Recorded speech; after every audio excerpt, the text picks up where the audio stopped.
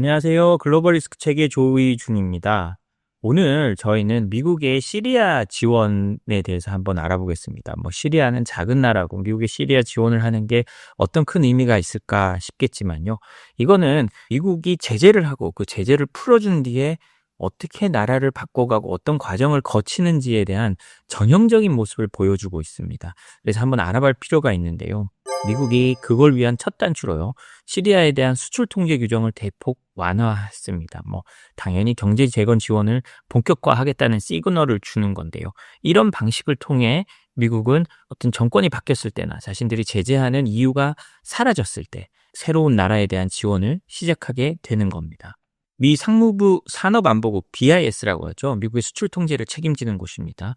이곳에서요, 2025년 9월 2일 시리아 관련 수출 통제 규정을 대폭 개정해서 발효했습니다. 어쩌면 이건 우리 기업들에게도 기회가 될 수 있습니다. 그러니까 미국이 이렇게 수출을 풀어주고 할 때 다른 기업들은 좀 바로바로 이 정보를 잘 모르기 때문에 시리아 시장에 다가가지 않을 수도 있거든요. 물론 또 시리아 시장이 크지 않은 것도 있고요. 조그맣고 대금 지급이나 이런 거에 어려울 수도 있습니다. 그러나 이제 전 세계의 지원이 몰려들고 있고 또 중동 지역이 시리아 재건에 돈을 퍼붓고 있기 때문에요. 잘 기회를 잡으면 한국 기업들에게도 특히 한국 중소기업들에게는 새로운 시장이 될 수 있지 않을까라는 생각도 듭니다. 이번 조치는요, 지난 6월 30일 미 재무부 해외자산 통제국, 미국 재무부가요, 시리아에 대한 경제 제재를 공식 해제한 데 이어 트럼프 행정부가 발표한 행정명령에 따른 후속 규제 정비입니다. 이제 먼저 제재를 한다고 재무부 발표하고 트럼프 대통령이 대통령 행정명령을 한 다음 이게 이제 상무부를 통해서 구체화되고 있는 거죠. 그리고 이제 첫 발자국을 뗐다고 할 수 있는 겁니다. 특징은요, 민간 경제 및 인프라 회복을 위한 수출 허용 범위를 크게 넓힌 겁니다. 과거에는 일반적인 핸드폰 같은 것도 수출을 잘 못했어요. 왜냐, 핸드폰에는 우리가 보십시오. GPS도 있고, 음성 녹음 기능도 있고, 거리도 측정하려면 핸드폰으로 측정할 수 있죠. 이게 핸드폰이 한 10년 전만 해도 전형적인 군사 물자입니다. 이 군사 물자를 시리아에 주지 못하겠다는 거거든요. 근데 이런 부분도 이제 점점 풀려가고 있는 겁니다. 가장 주목되는 변화는 시리아 평화와 번영이라는 신규 라이선스 예외를 적용한 건데요. 이 외에는 수출 통제 면제, EAR99 품목의 시리아 수출 및 재수출을 전면적으로 허용하는 겁니다. EAR99가 뭐냐? 라고 하면요, 군사용으로도 쓰일 수도 있지만 주로 민간용으로 쓰이는 것들입니다. 금방 말한 핸드폰부터 시작해서 아주 다양합니다. 조이스틱부터도 이런 것도 다 EAR에 들어갈 수 있는데요. 이런 거를 전면적으로 허용해줬다는 거예요. 그러니까 한국 중소기업이 취급하는 대부분의 물건은 이제 바로 수출할 수 있는 길이 열렸다라고 하는 겁니다. 다만 제재 대상자나 시리아에는 여전히 제재 대상자들이 꽤 있습니다. 왜냐하면 알카에다나 이런 과거 그런 경력을 가진 사람들이 시리아 정부 반군이 됐고 아사드 정권을 뒤집는데 가장 앞장섰잖아요. 그러다 보니까 과거 경력 때문에 여전히 제재 대상자가 된 사람들이 많고 지금 자기들은 바뀌었다고 말하지만 현재 생각을 알기가 쉽지 않습니다. 그래서 군사적 위험이 없는 일반 소비재와 민수용 기자재는 별도의 허가 없이 시리아로 수출됐지만 이런 제재 대상자나 무기 군사든 제한된 용도의 경우에는 시리아로 바로 보낼 수가 없죠. 그래서 어떤 게 됐느냐 보면은 이제 거의 다 됐습니다. 소비자 통신기기, 휴대폰, 태블릿, 노트북, PC 주변기기, 일부 소프트웨어 등을 시리아로 수출할 수 있게 됩니다. 제재 대상 인물이나 군사적 용도로는 여전히 수출할 수 없다는 건데요. 이건 그냥 당연히 뒤에 붙여놓는 말이고요. 결국은 소비자를 대상으로 휴대폰, 태블릿, 노트북, PC 주변기기든 이제 수출할 수 있게 됐다는 거죠. 임시 수출이 뭐냐면요, 미국의 장비들을 임시적으로 시리아로 들고 가는 겁니다. 과거에는 언론 활동에만 규정됐다고 합니다. 이렇게 위성 장비나 이런 거를 들고 가려고 할 때 이게 군사적으로 사용될까 우려돼서 미국이 허가를 안 해줬습니다. 단 CNN이나 미국의 언론사들이 갈 때는 통신을 위해 필요하니까 일부 해결해 줬었는데요. 이런 임시 수출을 대폭 허용해 준 겁니다. 그래서 미국 기업의 해외 지사나 시설로의 물품, 개인 보호 장비, 선박 컨테이너 같은 것도 시리아에 일시적으로 반출할 수 있게 됐다고 합니다. 항공기와 선박에 필요한 장비와 부품도 시리아로 보낼 수 있게 됐는데요. 과거에는 시리아로는 선박, 그다음에 항공기는 당연히 수출이 안 됐습니다. 부품조차 안 돼가지고요. 시리아 비행기는 굉장히 낡고 위험하다는 얘기가 많았거든요. 그런데 이제 이런 것도 가능해졌고, 물론 여기도 또 따라붙습니다. 시리아 장비가 군사력 강화나 테러 활동에 쓰일 수 있다면 수출 금지다. 이렇게 말하는 건 네가 수출하는 사람이 누군지를 잘 살펴봐라 라는 겁니다. 제재 대상자나 과거 제재에 걸렸거나 그 사람과 긴밀한 이력이 있는지를 잘 살펴보고 수출해라. 문제가 없다면 수출하는데 우리가 딴지를 걸지 않겠다, 막지 않겠다 라는 얘기입니다. 그리고 고장난 장비를 고치거나 교체하기 위한 부품 수출은 허용됩니다. 하지만 시리아 군 경찰 정보기관과 관련된 장비에는 이 규정이 적용되지 않는다는 건데요. 이런 부분을 보면 아직 미국이 시리아를 완벽하게 믿지 못하고 있다라는 건 알 수 있습니다. 왜냐하면 시리아 군에 과거 알카에다나 이런 사람들이 대거 들어가서 정규군이 지금 되어 있습니다. 반군 활동을 했던 알카에다나 이슬람 극단주의자들이 지금 정규군으로 들어가 있기 때문에 미국이 이 부분을 잘 믿지를 못하는 거고요. 경찰과 정보기관에는 이 규정이 적용되지 않는다고 합니다. 왜냐하면 시리아 경찰관 정보기관들이 최근에도 학살 논란이 있었어요. 사실 시리아는 굉장히 혼란스러운 지역입니다. 오랜 기간 동안 그 적대감, 그다음에 분노, 원한이 쌓여있기 때문에 이렇게 최신 장비나 이런 시리아 군과 경찰을 돕는 장비를 미국이 자신 있게 보내줄 수가 없는 겁니다. 그리고 예전에 한번 승인받았던 기술이나 소프트웨어는 같은 고객에게 다시 제공할 수 있다는 건요. 이제 간소화하게 해줘서 이제 AS까지 모두 잘 할 수 있도록 만들어준다는 겁니다. 그리고 미국 정부기관과 나토, 그다음에 협력국가의 계약에 따른 수출은 허용되고요. 화학무기 금지 협약이나 국제우주정거장 관련 활동도 포함됩니다. 그런데요, 여기서 또 재밌는 부분이 있습니다. 암호화폐 관련 제품은 여전히 별도의 허가가 필요하다고 합니다. 이 말은 시리아를 통해 테러리스트나 이런 사람들이 제재 회피에 나설 걸 굉장히 우려하고 있고, 시리아 정부도 이런 걸 통해서 혹시 자금 세탁을 하지 않을까 미국이 우려하고 있다는 겁니다. 금방 말했듯이 미국이 시리아 군과 경찰 정보기관에는 수리 및 부품 교체를 할 수 없도록 한 것처럼 이런 암호화폐도 시리아에는 제대로 쓸 수 없도록 미국이 관리를 하고 있는 겁니다.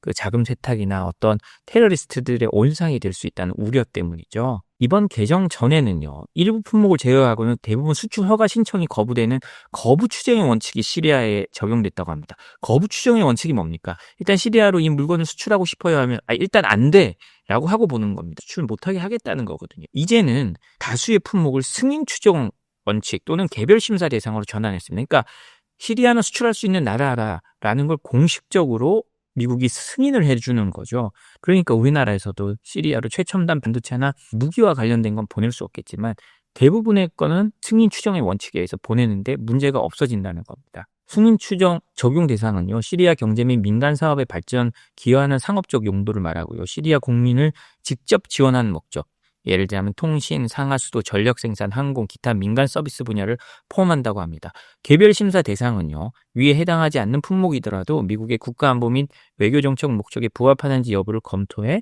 승인 여부를 결정한다고 하네요.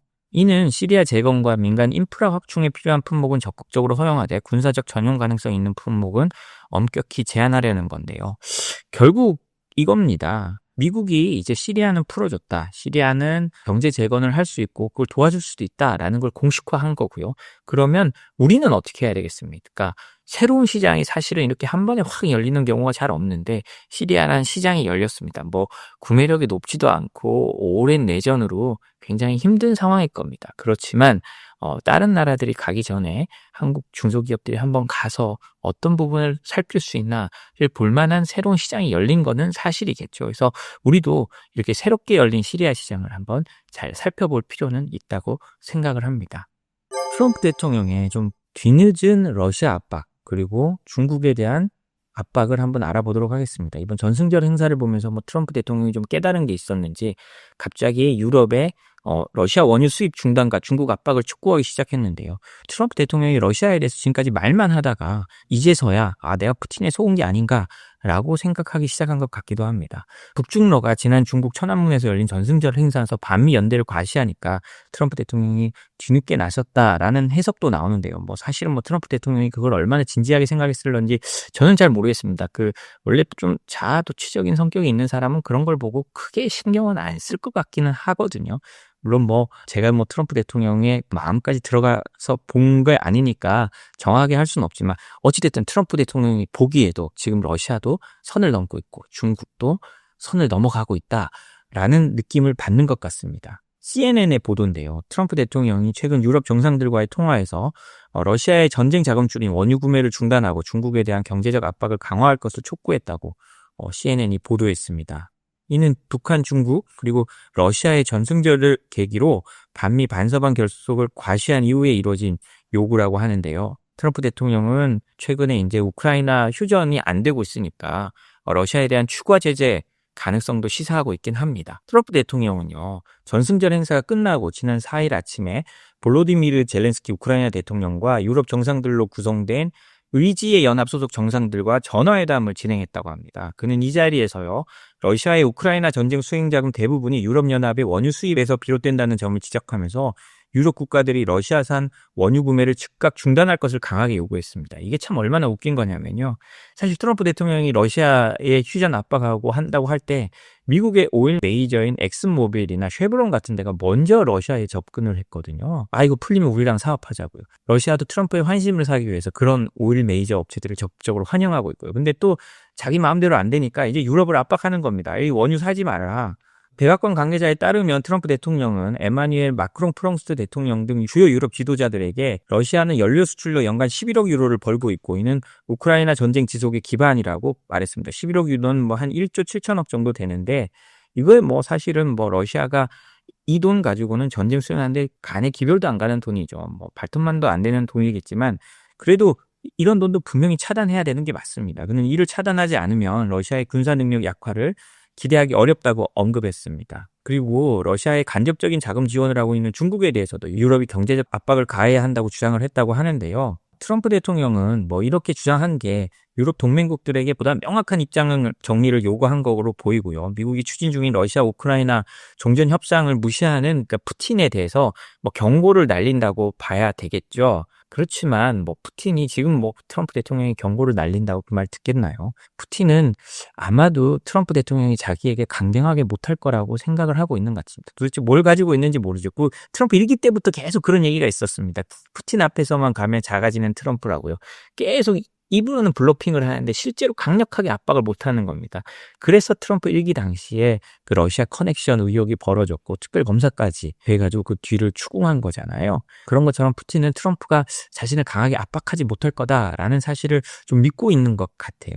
그렇지만 트럼프는 늘 예측하지 못하는 결론을 내기도 하니까요. 이 부분이 어떻게 변해가는지 한번 살펴봐야 될 것 같기도 합니다. 트럼프 대통령은요, 전날 카롤 나브로츠키 폴란드 대통령과의 뭐 백악관에서 열린 정상회담에서도요, 러시아에 대한 2에서 3단계 추가 제재 가능성을 언급했습니다. 이 언급할 때도 좀 상황이 재밌었는데 어떤 기자가 왜 러시아에 안 하냐니까 내가 안 한다고 언제 그랬어?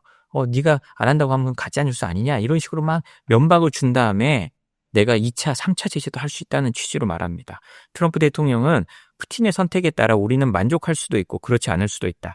만족하지 않는다면 어떤 일이 벌어질지 보게 될 것이라고 경고를 했는데요. 이렇게 트럼프 대통령이 발끈해서 응답한다는 것 자체도 본인 스스로도 이게 잘 안 풀리고 있다는 걸 또 인정하는 걸로도 볼 수 있거든요. 근데 여기서 이제 우리가 좀 주의해야 될 점은 이겁니다. 뭐 우리나라는 러시아산 에너지를 많이 수입하고 있지 않지만 러시아산 에너지를 수입하는 나라에 대해서는 트럼프가 명백하게 이제 경고를 주고 있는 거거든요. 러시아산 에너지를 가장 많이 수입하는 인도에 대해서는 25% 추가 관세를 부과해서 총 50%의 관세를 부과하고 있잖아요.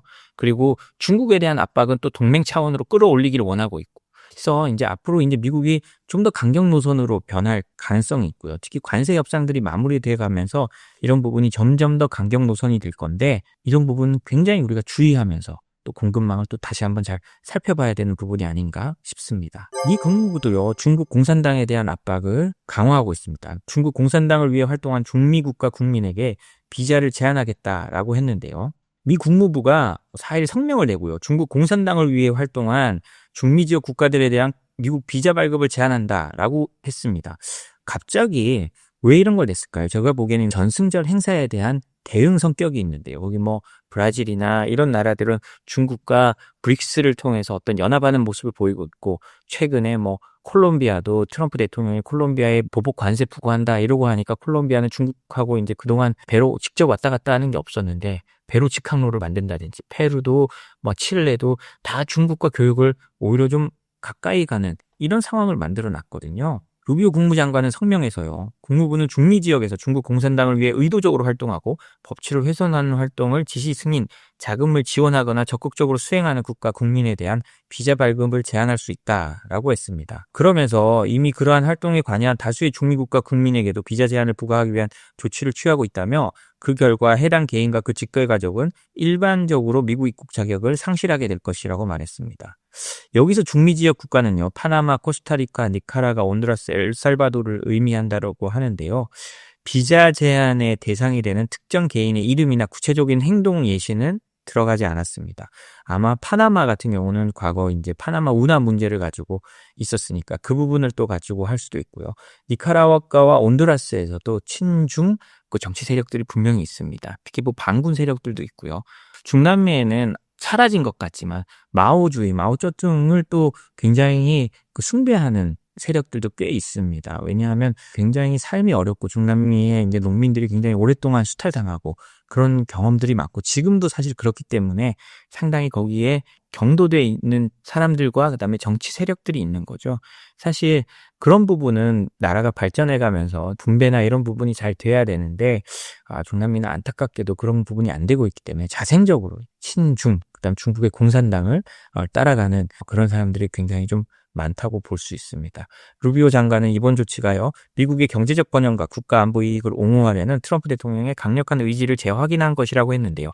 이렇게 성명이 나왔다는 건 앞으로 어떤 액션이 나올 거라는 예고편인 것 같습니다. 그래서 이 부분이 어떻게 되는지도 저희가 좀 잘 살펴봐야 되고요. 또 미국의 앞마당이라는 중남미가 점점 중국과 가까워지고 특히 중국 공산당의 영향을 받으면서 미국이 또 다른 면으로 보면 좀 긴장하고 있다라고 보는 것도 맞을 것 같습니다. 네, 오늘 저희가 준비한 소식은 여기까지입니다. 저희 소식이 도움이 되셨다면 구독, 좋아요, 알림 설정 부탁드립니다. 감사합니다.